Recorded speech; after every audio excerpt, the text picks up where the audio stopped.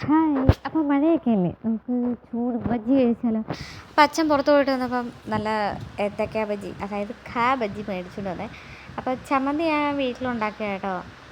നല്ല സവാളയും വിനാഗിരിയും ഉപ്പൊക്കെ ഇട്ട് മുളക് പൊടിയൊക്കെ ഇട്ട് മിക്സിക്കകത്തിട്ട് അടിച്ചെടുത്ത നല്ല എരിവുള്ള ചമ്മന്തി. അപ്പോൾ നമ്മളിങ്ങനെ ബജ്ജിയിലിങ്ങനെ മുക്കി ഞാനൊന്ന് ട്രൈ ചെയ്ത് നോക്കി എൻ്റെ മക്കളെ. ഒരു അപാര സാധനം തന്നെ, കൊള്ളാം, അടിപൊളി കിടുക്കാച്ചി ടേസ്റ്റ് തന്നെ. അതായത് എൻ്റെ ചമ്മന്തി ഞാൻ പുകഴ്ത്തിയല്ല കേട്ടോ. അപ്പം ഞങ്ങൾ രണ്ട് ചേസൊക്കെ പറഞ്ഞ് ഞങ്ങൾ കഴിച്ചുകൊണ്ടിരുന്ന കൂട്ടത്തിൽ പൊള്ളി സാധനം. ആ കൂട്ടത്തിലാണ് ദേവുട്ടൻ ഓടി വരുന്നത്. എന്തോ അമ്മേന്ന് ചോദിച്ചാൽ വന്നത് കേട്ടോ. അപ്പം ഞാനാണെങ്കിൽ ഒരു പീസിൽ മുക്കിയിട്ട് ഞാൻ അവനും കൊടുത്തു. ജാനുമോൾ നല്ല ഉറക്കം, മഴയത്ത് നല്ല സുഖമുണ്ട് കിടന്നുറങ്ങാൻ, അവൾ നല്ല ഉറക്കം. അപ്പോൾ അതേ ദേവുട്ടനും കൊടുത്ത്. ദേവുട്ടനാണെങ്കിൽ ഭയങ്കര ഉള്ളി, അവനാണെങ്കിൽ തുപ്പി കളഞ്ഞേച്ച്.